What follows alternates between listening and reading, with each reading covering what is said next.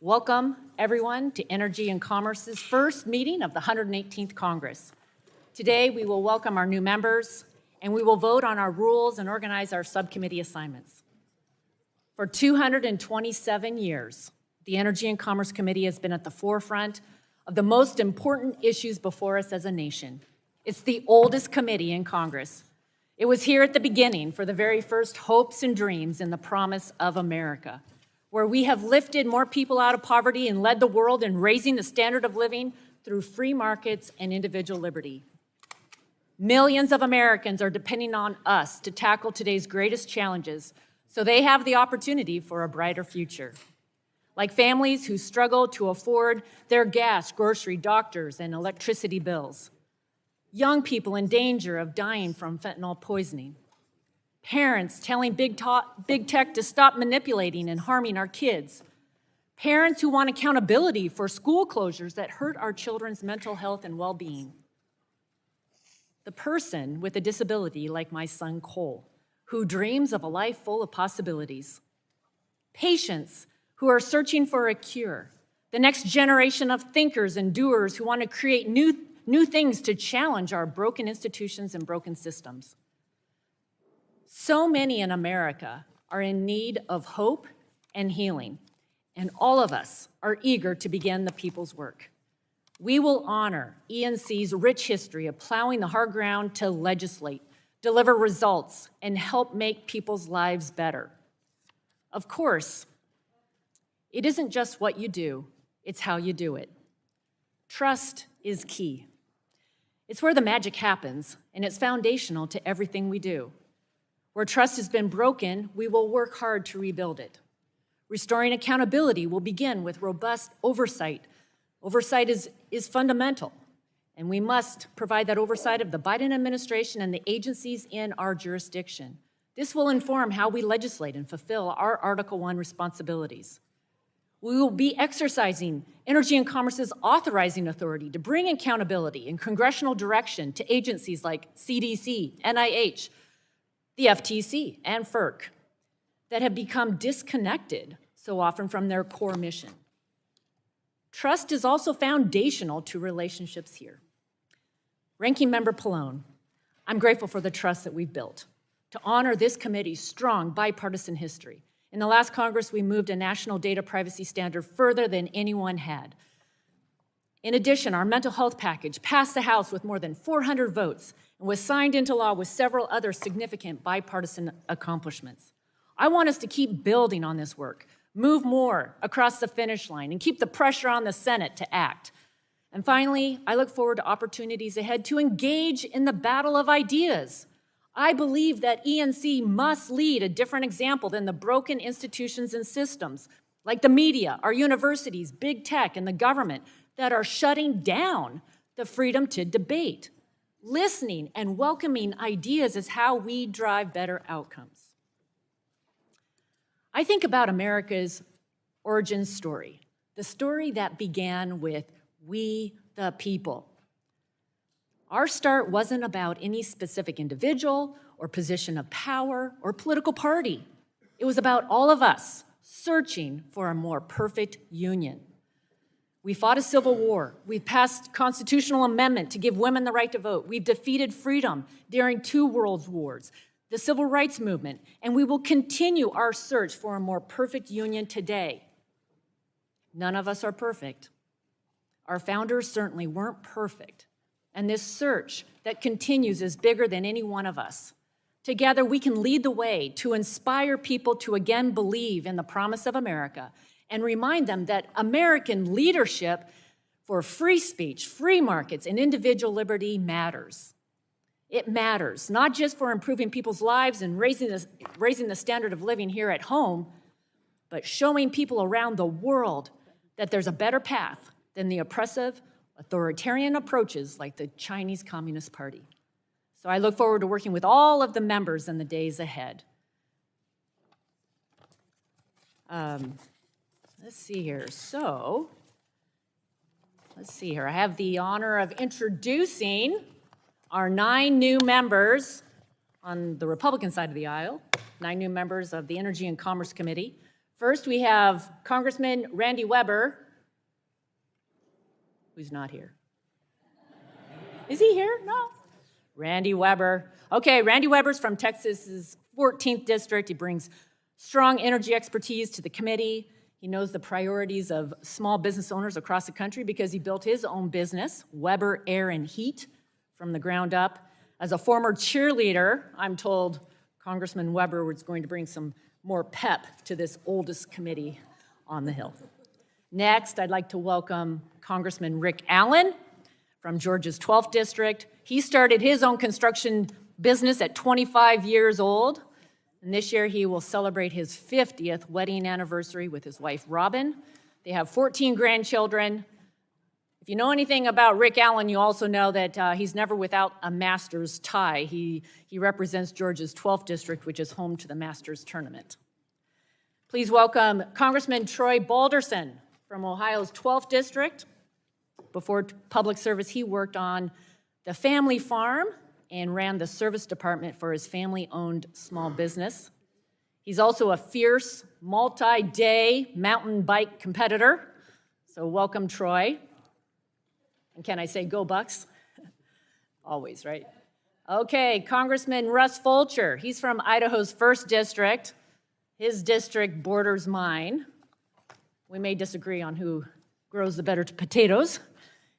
He spent 24 years in the high-tech industry, 10 years in the Idaho Senate. He led the largest tax cut in Idaho's history, and we're proud and grateful for Russ. He beat cancer in 2021. I'm pleased now to recognize the 2022 Congressional Baseball Games MVP, Congressman August Pfluger from Texas's 11th district. Graduated from the Air Force Academy, served 20 years as a decorated pilot. He's a dad of 3 girls. Thank you for your service, Congressman Pfluger. We value your expertise on why unleashing American energy in places like Midland, Texas is vital to our national security. Now we have Congresswoman Diana Harshberger from Tennessee's 1st district. We're all excited to have her join this committee. Watch out, buddy. We have another pharmacist on the dais. You say he's the oldest pharmacist. You can't say that anymore. You can't say that anymore.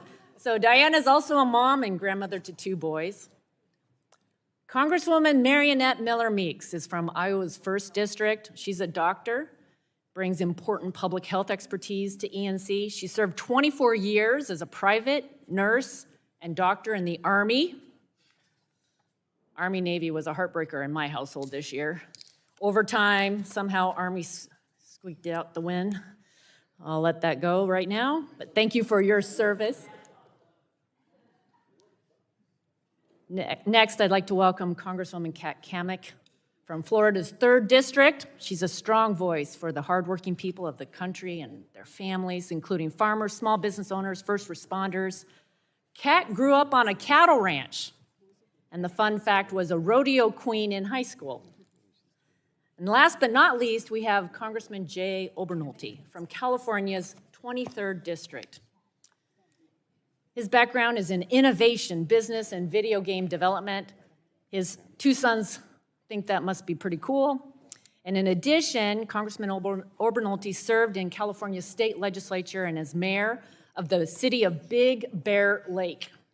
So again, welcome to all our members. We're excited to have you on the team. And I know that you're going to make the biggest impact possible for those you serve on this best committee in Congress. Now I'd like to recognize my friend from New Jersey, Mr. Pallone, for 5 minutes of an opening statement. Thank you, Chairwoman Rogers. And I know you talked about the historic nature of the committee and being the oldest continuous committee, which is certainly true. But what you didn't mention is that during that entire time, we only had men as chairman of the committee. And now we have a chairwoman. And that is a historic.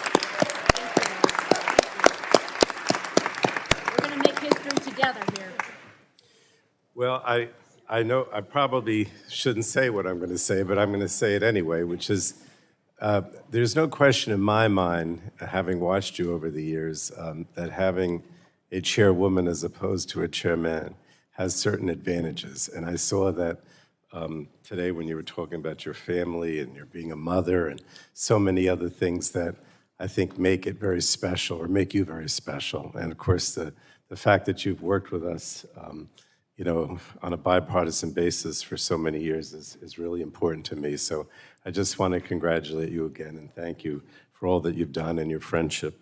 I also want to congratulate the new members on the Republican side of a very diverse group, and you know, doctors, and I listened to the mountain biking and went to the women's baseball game and saw Kat, and I mean, they're all very athletic and interesting people, so it's good to have so many new members. We do not have any new members, of course. We're in the minority, but we have very strong members who are returning, but actually nobody new. But in any case, we're all prepared to work on a bipartisan basis, if at all possible. So I'm not going to review all the different things that we did. You mentioned a lot of them that we did on a bipartisan basis, like the mental health bill, the privacy data bill that we have to move forward again. There were so many. And of course, the Democrats are always are also proud about the legislations that we did, for the most part, have to pass on our own, like the CHIPS Act and the Inflation Reduction Act, and there's so many that we're very proud of and that we want to see implemented.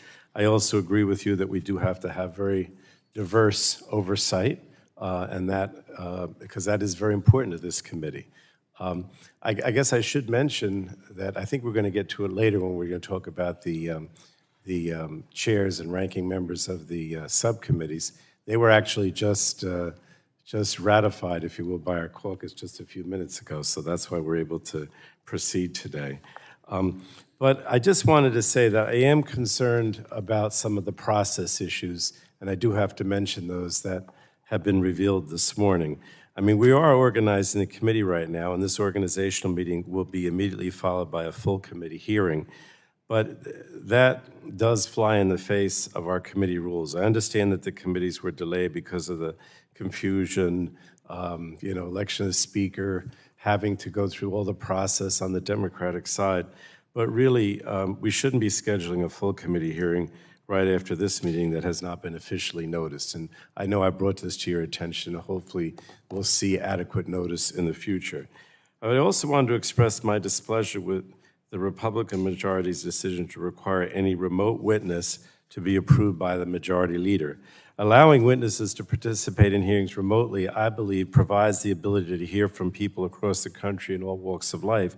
And it's been very valuable since the beginning of the pandemic in broadening the voices and opinions that we all hear from during our hearings. So, as you know, Congress doesn't compensate witnesses for taking time off from work or flying across the country on short notice to participate in hearings. So I'm concerned that restricting or any kind of restrictions on remote witnesses means Congress will only hear, you know, from maybe the well-connected or the wealthy.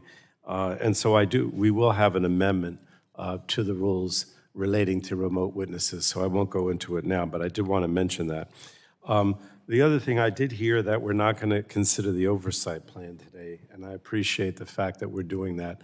We're not doing that because we, again, didn't know about it and were not told about it until a couple days ago, and the first notice didn't include it as an agenda item. So Republicans sent a revised notice that included the oversight plan, but I really think that that's not sufficient notice. But I understand that we're not going to deal with that today, so I appreciate your cooperation on that. But again, we'll get into some of these things as time goes on, and I know we're not always going to agree, but I think the hallmark of this committee is that we are still friends when we disagree, and we have a good and lively debate about it, but we don't make it personal. So with that, I'll yield back.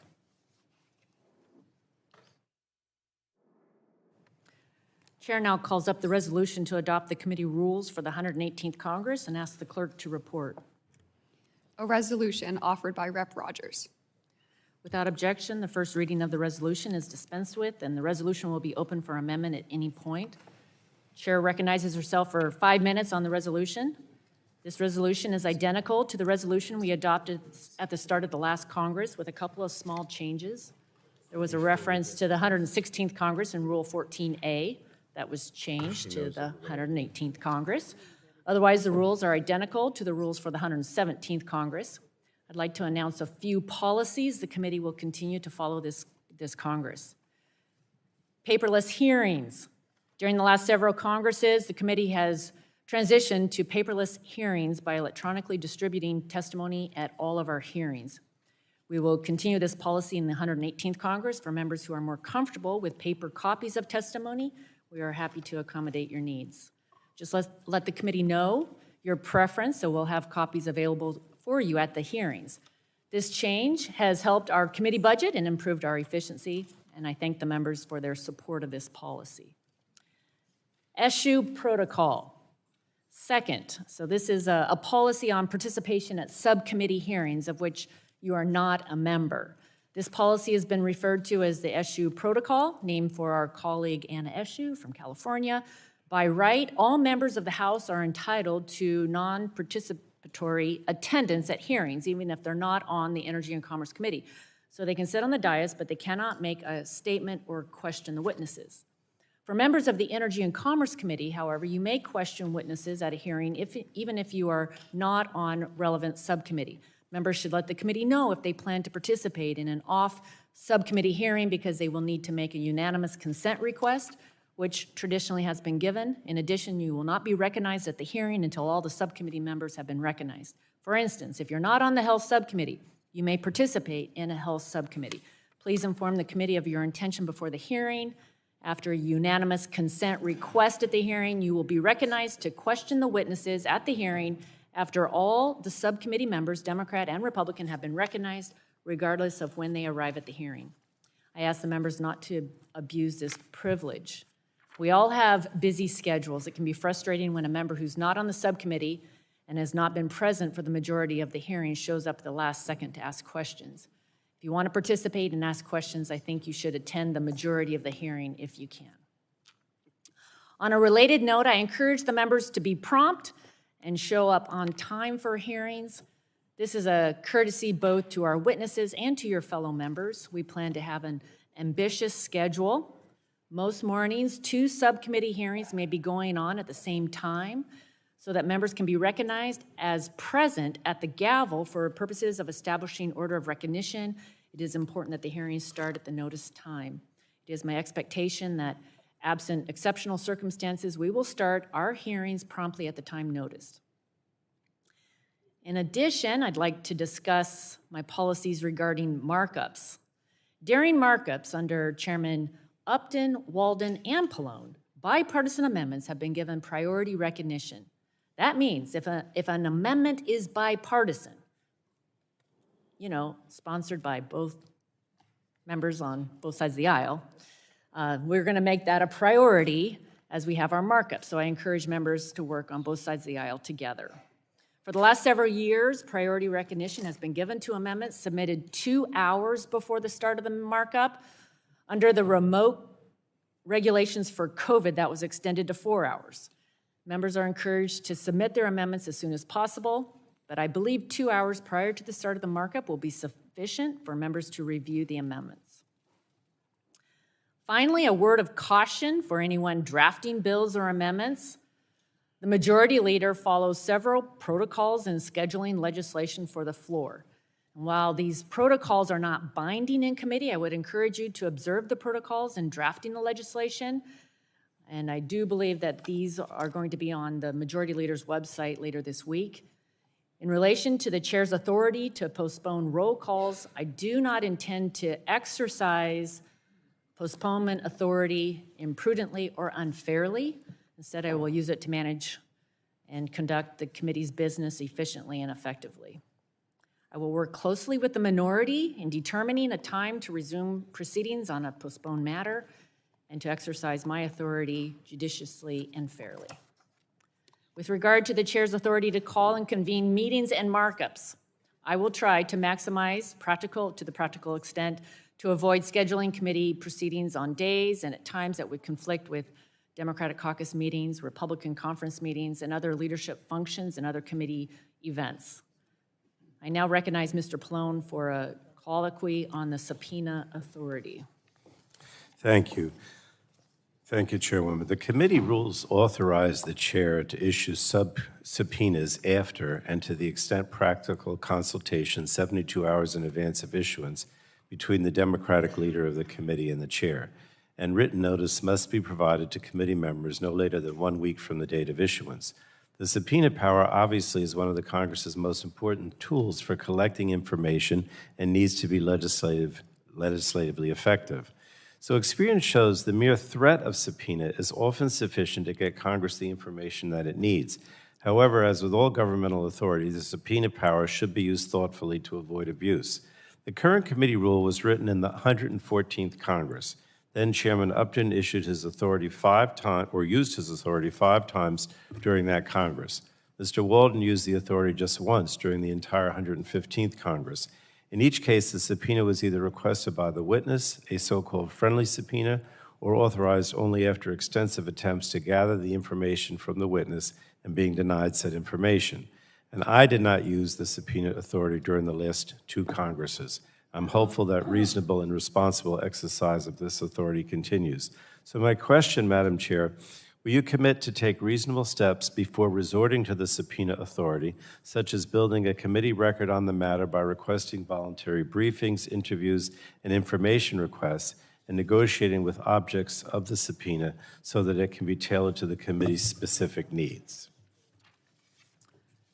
I think that's reasonable, and I intend to follow the rules set forth in our committee rules with respect to subpoenas. Well, thank you. And so will the chair commit to take reasonable steps, including a face-to-face conversation, phone call, or email to consult with me at least 72 hours before issuing a subpoena? Yes. And to provide the required notice to members after issuing a subpoena? Yes.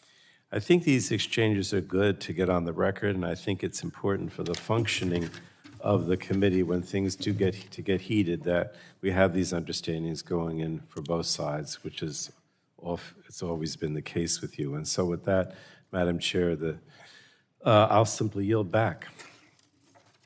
I now recognize Mr. Pallone for a colloquy on the 7-day hearing notice requirement and the good cause exception. Thank you, Madam Chair. I have some questions about our committee rules and their application to the hearing schedule for next week. The majority has already announced hearings for this week, but as the parliamentarian has advised, and I quote, proper notice cannot technically be provided before the committee organizes. Is that your understanding as well? Yes. And the rules we adopt today require hearings to be noticed a week in advance. Specifically, Committee Rule 3A requires, and I quote, the date, time, place, and subject matter of any hearing of the committee shall be announced at least 1 week in advance of the hearing. And is that correct? Yes. And then, since today is Tuesday and we're already within that 1 week notice window for the hearing, does that mean the notices for both hearings are technically deficient? Yes. However, there is a good cause exception for insufficient hearing notice. And when the hearing notice does not satisfy the requirements of the rules, the committee can still proceed with either the ranking member's concurrence or by a majority vote. And I thank you, Madam Chair. We've talked about the best way to proceed on this matter, and I do not want to have the committee get into the habit of using this good cause exception. So can you commit that this will not become a regular practice? Yes. Regular order is important, and that includes properly noticing all committee meetings. That's been the practice at Energy and Commerce in the past, and it will continue to be our practice. The good cause exception will not become regular practice at the Energy and Commerce Committee. Well, again, thank you, Madam Chair. I think that's very important, and I appreciate your comments. Thank the gentleman. I now recognize Mr. Pallone to offer an amendment on the rule resolution. Thank you. As I mentioned in my opening statement, does it have to be clerk, called up? Oh, do you have did you say you had an amendment? Yes, I did. Okay, the Yeah, clerk I will- have an amendment at the desk to the rules. Amendment to the resolution, rules for the Committee on Energy and Commerce for the 118th Congress, remote witnesses. Without objection, the reading of the amendment is dispensed with. Gentleman is recognized for 5 minutes in support of the amendment. Thank you. So I mentioned in my opening statement that I have serious concerns with the Republican, the majority's decision to require any remote witnesses at the Energy and Commerce Committee be approved by the majority leader. But even before COVID-19, the committee allowed witnesses to testify, including Chairman Upton, who invited Jennifer Thomas of the Alliance of Automobile Manufacturers to testify from Brussels during a hearing on chemical safety, and Chairman Walden, who invited a constituent who tragically lost her child to overdose to testify remotely during a hearing on the opioid epidemic. And I think that allowing such witnesses to participate remotely in those hearings provided the opportunity for the committee to hear from people, from a diverse group of people from outside of Washington, D.C., and from all walks of life. So as you know, Congress does not compensate nor pay for the travel of witnesses who take time away from work and their families on short notice to come to Washington to share their story and expertise with us. The remote witnesses that testified before this committee during the last 3 years proved how extremely invaluable broadening the voices and opinions that we all hear from during our hearings can be. Unfortunately, rather than taking advantage of the technological tools that allows us to engage with Americans where they are instead of forcing them to come to us, I'm afraid that Republicans' unnecessary restrictions on remote witnesses means Congress will only hear more from, the well-connected or people that can afford to pay to come here. So I think what this amendment essentially says is or what this amendment is trying to address is that the rule, the way it's put forth here, can be used in a way that limits the voice of the minority, even if that's not the intention. The rule grants discretion to the chair to determine the necessity of any witness, including those of the minority, to participate remotely. This sets up the situation where the minority identifies the witness that is best positioned to testify to priorities or concerns, and that the minority believes is necessary to fulfill Congress's Article I responsibility, but then that witness can be denied by the majority. And the majority has this power simply because a potential minority witness can't participate in person due to situations such as financial hardship, significant health concerns, or even due to the short notice that the minority is provided with. So on partisan witness panels, the minority witnesses are already far outnumbered. For example, on the full committee panel scheduled for later today, there will be 3 majority witnesses and only 1 minority witness. And, I don't think that's enough. But under this rule, the chair could have rejected the participation of our first choice witness if she had a conflict that prevented her from testifying in person today or perhaps tested positive for COVID this morning. And I think that, can lead to abuses. So I'm offering the amendment. My amendment would simply restore the pre-existing balance of power between the chair and minority leader within the committee, thus allowing the chair to put forward the majority witness and the ranking member to put forward the minority witnesses. I understand that the chair cannot control the decision of the majority leader. Look, let me just summarize, because I think maybe this is a little confusing to everyone. Under the rule that's being proposed, the minority leader of the committee, myself, can propose a witness, but then the chair can say no for having them participate remotely, and it doesn't ever get to the majority leader of the full House, Mr. Scalise in your case, to rule on that. What we're suggesting here is we go back to a system where if the minority has a witness that wants to participate remotely, that will go to the majority leader for a decision, rather than it being blocked by the chair. That's essentially the difference between what the rule says and what I'm proposing today. So I would ask that we consider this amendment because it does give us a little bit of a better chance of having a minority witness proceed remotely. The majority leader of the full House, Mr. Scalise, could still say no, but at least I have an opportunity to present that to him on my own for the minority witness. And with that, I yield back, Madam Chair. Chair recognizes herself on the amendment. I recommend no, a no vote on this amendment. Republicans are proposing rules that are identical to the rules adopted by the Democrats just 2 years ago. I believe that this is a significant change to the committee rules, and I don't think it's fair to burden the majority with requirements that the Democrats chose not to impose upon themselves. I know that being in the minority is difficult. I remind the committee that our first hearing after the start of the COVID-19 pandemic was in the Health Subcommittee on May 14th, 2020. It was entitled, Protecting Scientific Integrity in the COVID-19 Response.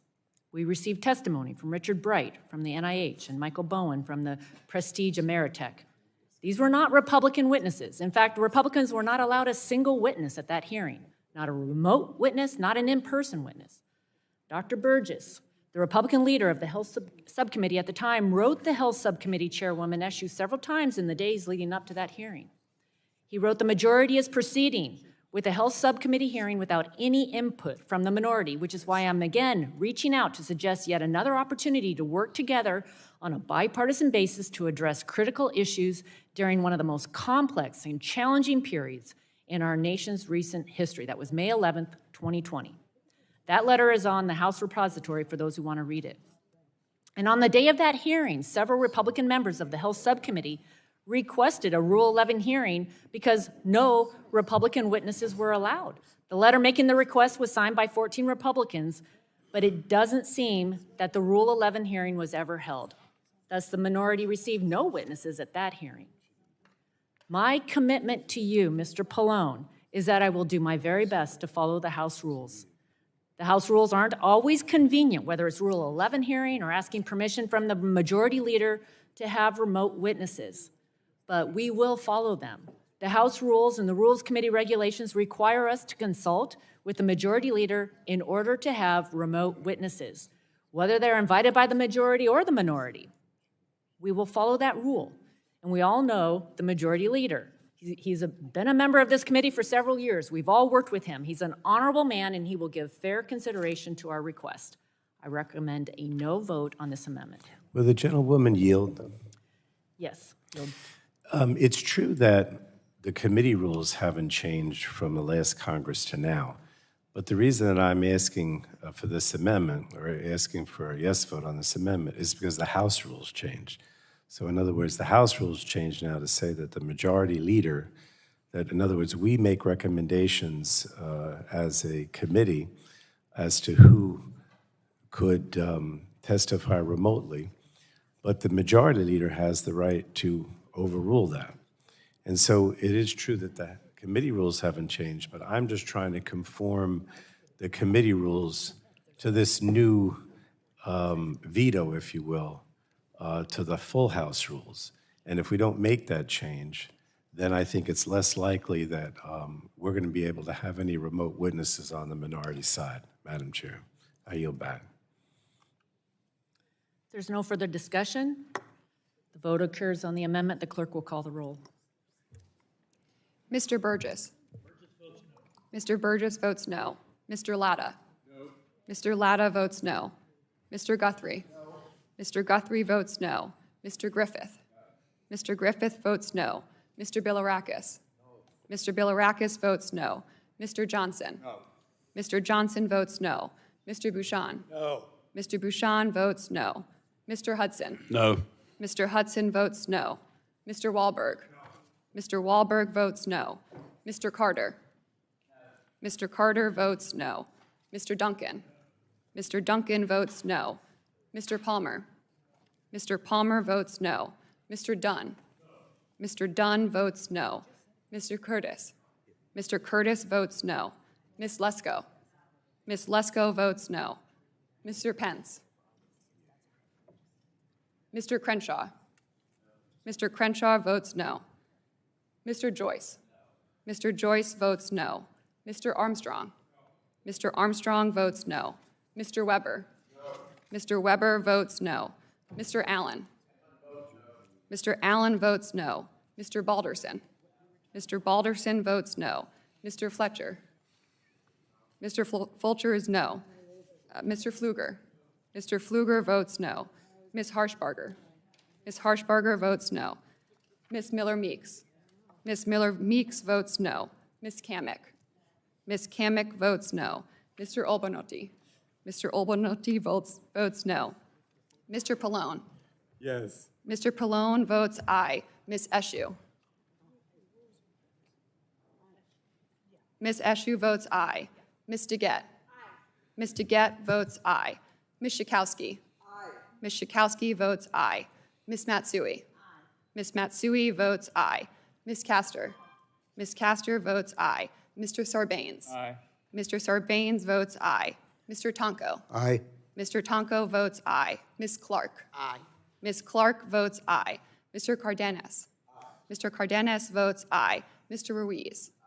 Mr. Ruiz votes aye. Mr. Peters. Mr. Peters votes aye. Ms. Dingell. Ms. Dingell votes aye. Mr. Veasley. Mr. Veasley votes aye. Ms. Custer. Ms. Custer votes aye. Ms. Kelly. Just an example. Ms. Kelly votes aye. Ms. Barganon. Ms. Barragan votes aye. Ms. Blunt Rochester. Blunt Rochester votes aye. Ms. Blunt Rochester votes aye. Mr. Soto. Soto votes aye. Mr. Soto votes aye. Ms. Craig. Ms. Craig votes aye. Ms. Schreier. Ms. Schreier votes aye. Ms. Trahan. Ms. Trahan votes aye. Ms. Fletcher. Ms. Fletcher votes aye. Chair Rogers. Votes no. Chair Rogers votes no.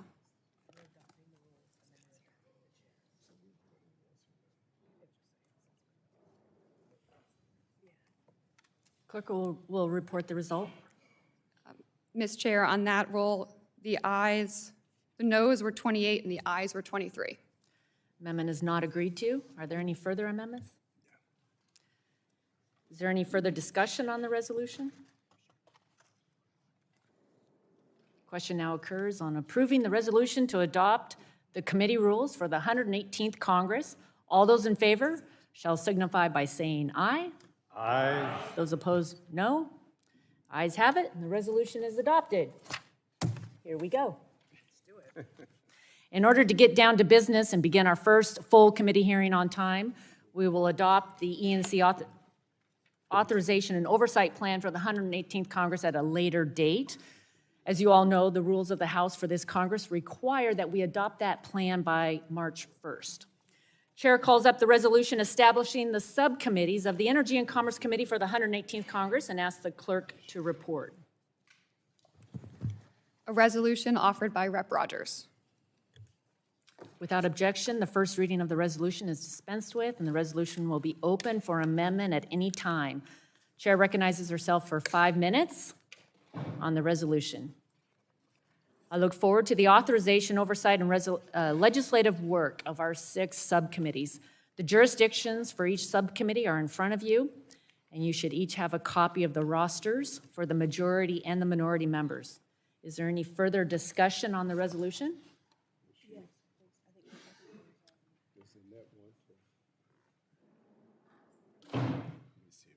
Okay.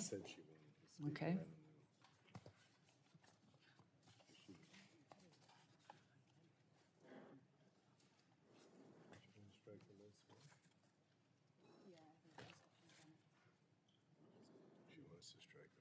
Okay.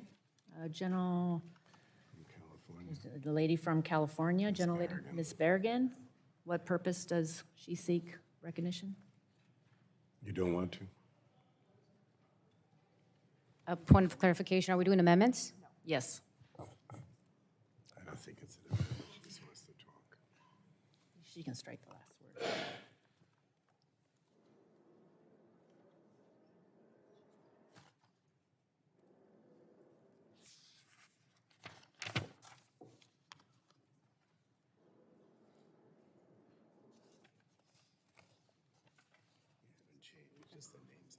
I move to strike the last word. Madam Chair, my understanding is that the jurisdiction of environmental justice has been stricken from jurisdiction of the subcommittees. I think that is a huge mistake. I think it's a disappointment, and it's something our committee and the subcommittee should absolutely oversee. Communities of color and low-income communities are disproportionately impacted by air pollution, by leads in pipes, by Superfund sites, energy projects, and the impacts of climate change. They are on the front lines. I know firsthand because these are communities in my very district. But we've heard about communities in both Democrat and Republican districts about these impacts. This is not just a Democrat issue. This is an issue that we should all care about. And so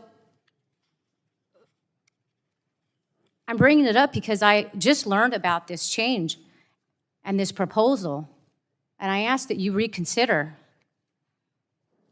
In the last Congress, Democrats made unprecedented investments through the Infrastructure Law and Inflation Reduction Act to address these disparities and prioritize disadvantaged communities, not in just Democratic districts, but throughout this entire country. It's important for this committee to hold hearings on environmental justice issues and conduct oversight on the programs created to address them. It's important that we not shut out communities fighting for clean air and clean water from the work of this committee. And so with that, I ask you and your colleagues to reconsider, to make sure that our communities have a voice, they continue to have a voice, and we continue to do oversight, and we continue to have this jurisdiction. And with that, I yield back. Thank you very much. Just to clarify, the jurisdiction of the subcommittees remains the same. Is there any further discussion on the resolution?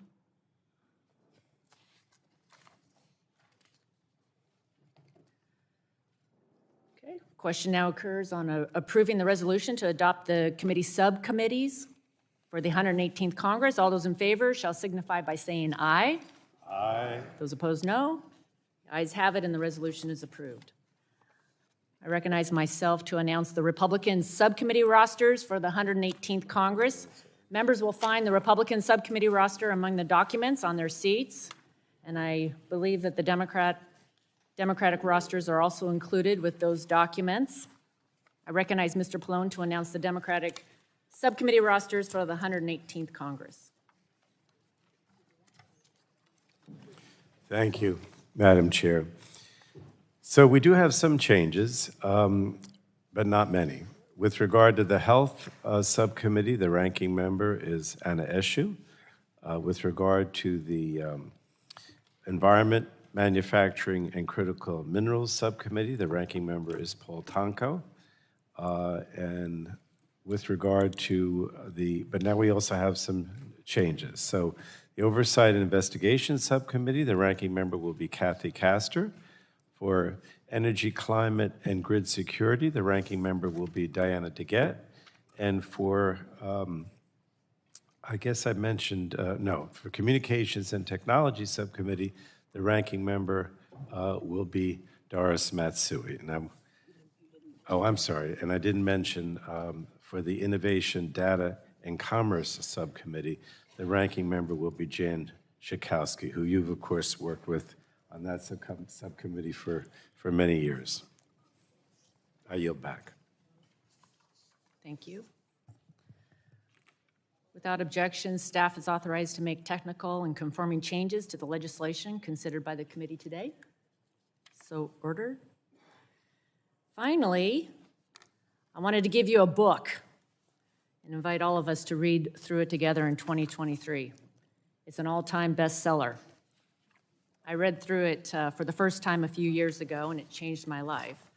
So my encouragement is for everyone to read this book in their lifetime. So why not now, 2023? In America and on this committee, there's many faiths and beliefs that are represented, and we cherish religious freedom and religious tolerance. This Bible is structured to be 15 minutes a day, a little Old Testament, New Testament, Psalm, and Proverb. And I pray that it will be a blessing. In addition, you have a new Energy and Commerce Committee mug at your seat. So let's grab some coffee in the course of this Congress. I want to challenge you. I want you even right now to think about somebody across the aisle that you would like to get to know, or maybe the person that you thought, I really don't want to get to know that person. And I'm going to challenge you to go grab a cup of coffee. I think you might be surprised. And some of the best memories that I have during my time in Congress has been those conversations. It's been grabbing a cup of coffee with somebody that I I didn't really think we had a lot in common, or maybe I thought we just disagreed on everything. Those are the best memories. I think we all know that life is about relationships. And the work that we do on this committee will be enhanced as we reach across the aisle, as we sit down and get to know each other, grab a cup of coffee. So with that, let's get to work. Madam Chair, Yes, yes, If I might the be- lady from California, I Ms. might as be she was recognized. recognized, Madam Chairwoman. Just a few words.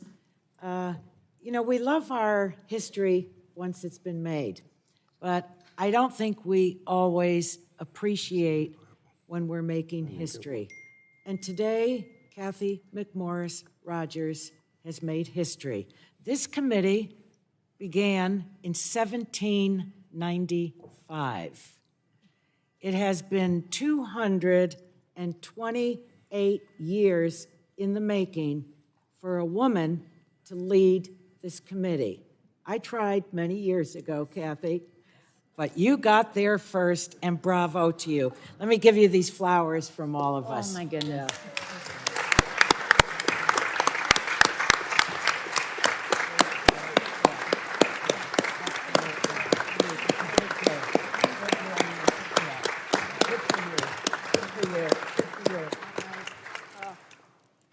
Thank you so much. Could I ask that the gentlewoman yield to me a Oh, second? of course. I don't know, I didn't get my Bible, but I guess I'm going to get one. Yes. But I do need one. But what I was going to say is, I do appreciate that you're giving us the Bibles. There are many times, my favorite figure, if you will, in the Bible is St. Paul. And there are many times when I read sections from the Bible that St. Paul is mentioning and enlightens me about what we should be doing and the discourse that we have. We actually had an opportunity during one of our Codels last year to go to Athens, and I was so happy to see the place where Paul preached in Athens. So again, it's another one of the things that's special about you, Chairwoman Rogers, that you're constantly trying to reach out to us and work together and be friends, and that you're also motivated by the Bible and a lot of the religious tenets, which maybe we don't all share, but certainly we should respect. So thank you again. I yield back. I appreciate that. I think on any given day, we can all use a little help from above. Okay, without objection, the committee stands adjourned.